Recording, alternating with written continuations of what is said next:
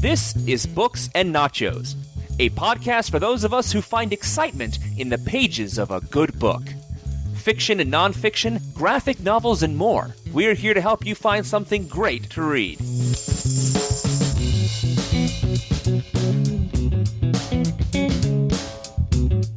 John Rambo. I say that name, and to anyone alive during the 80s, I'm sure a single vision came to mind. Sylvester Stallone, his long curly hair matted with sweat, his red headband drawn tight, his squint as he aims some weapon, perhaps an exploding arrow, at his enemy. Rambo was an icon of the Reagan-era 80s. With the sequel First Blood Part 2, he became the epitome of the American action hero, a war hero returning to win the Vietnam War once and for all. President Reagan even referenced Rambo as a role model for how America should deal with terrorists.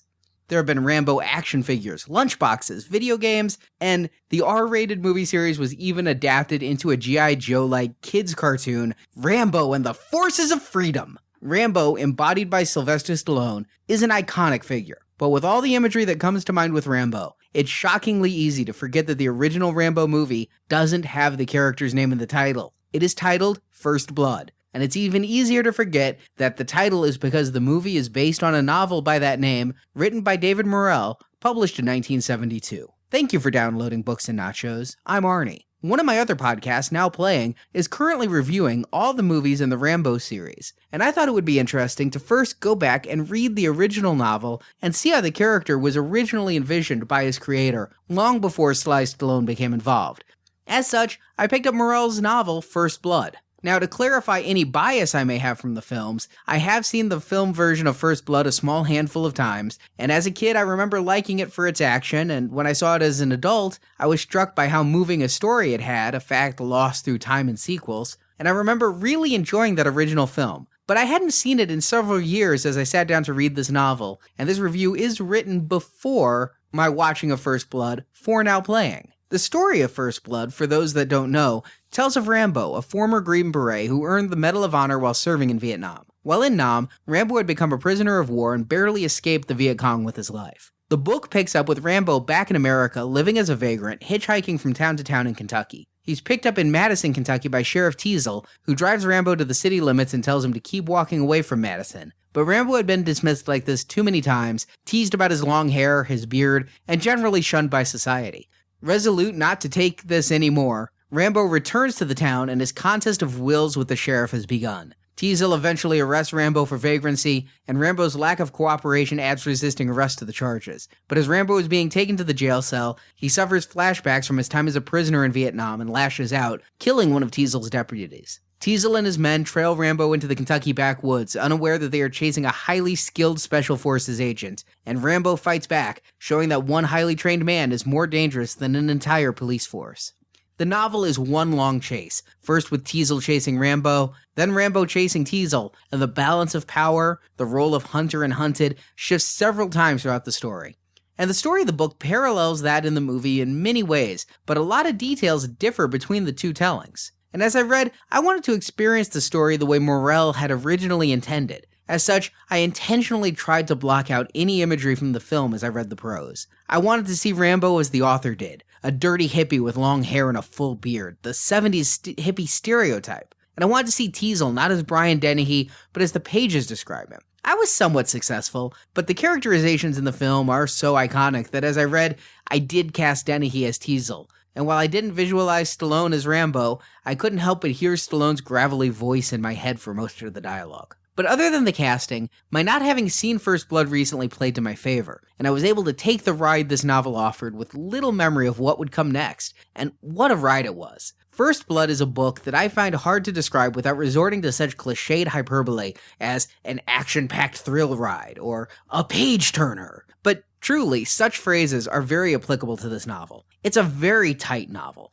and the author wastes no time setting up his characters and their conflict, and once the action begins, it is relentless. It doesn't stop until the very last page of the novel. The action is inventive, but also comes off as very realistic, not veering off into the explosive fantasy of the later Rambo films. And despite 230 of the 280 pages being action, it never became repetitive. The story built and escalated, all the while being a violent hunt that never felt tedious.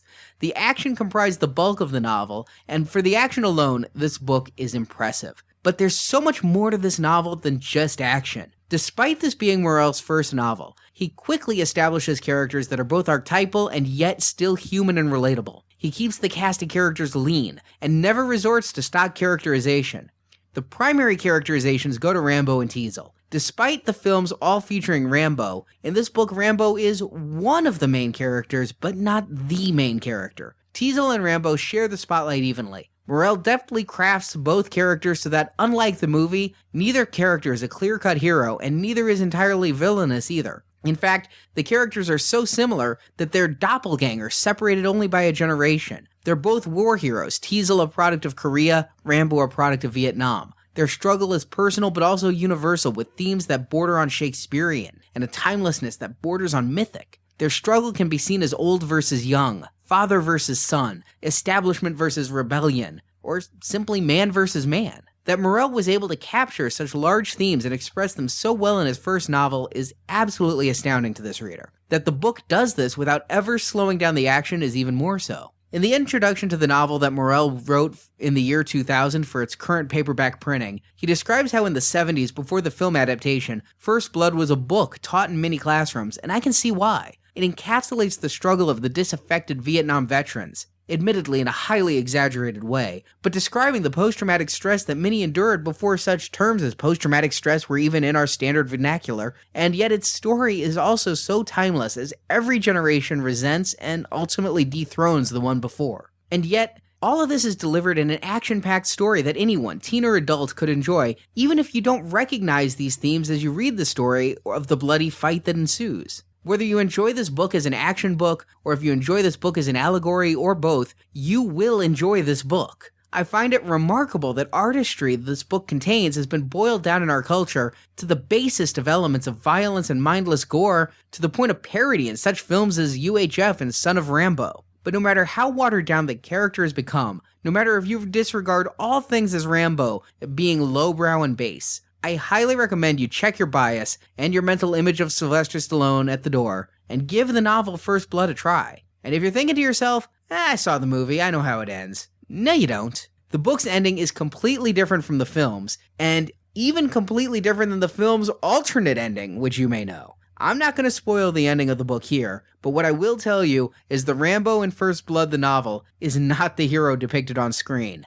In the film First Blood, Rambo uses guerrilla warfare to maim and injure, never to kill. In First Blood the novel, Rambo's body count is extreme. Morrell himself counts it as over 250 people. Morrell wanted to write a novel that depicted what would really happen if the Vietnam War was being played out on American soil, and he didn't sanitize it the way the film did. The fatal brutality of war is everywhere in this novel. The filmmakers wanted audiences to cheer for Rambo as a working-class, anti-establishment hero. In the book, these things aren't so black and white by any means, and by watering down Rambo in the film, Teasel's Moby Dick-like obsession with capturing the man seems out of place and overdone. Not so in the novel. There are dozens of other differences between the film and the novel, some major, such as Rambo blackmailing some backwoods Kentucky bootleggers for supplies, and some minor. In the book, Rambo fights off bats in the cave, and in the movie, he fights off rats in the cave. But the biggest difference is that of tone. Here in the book, Rambo is a bloodthirsty warrior taking no prisoners, and Teasel's a cop with personal problems trying to do the right thing, but perhaps pushing a little too far himself. But you can listen to my thoughts on the film adaptation of First Blood on Now Playing, Venganza Media's movie review podcast that you can hear at nowplayingpodcast.com. Jacob, Brock, and I are reviewing all 4 of the Rambo films, and I'll be back here on Books and Nachos next week reviewing the novelization of Rambo First Blood Part 2. Now, to be honest, normally I would never dig out a dusty copy of a novelization for a movie, but when I discovered that author David Morrell actually returned to his character of Rambo to write the novelizations for the second and third Rambo films, I was too intrigued to not check it out and see how Morrell's evolution of Rambo differed, if at all, from Sylvester Stallone's interpretation on screen. And then, in 3 weeks, join me here on Books and Nachos as I talk to David Morrell himself about First Blood and his novelization of the Rambo sequels, all right here at booksandnachos.com. Thank you for listening, and I'll talk to you next time.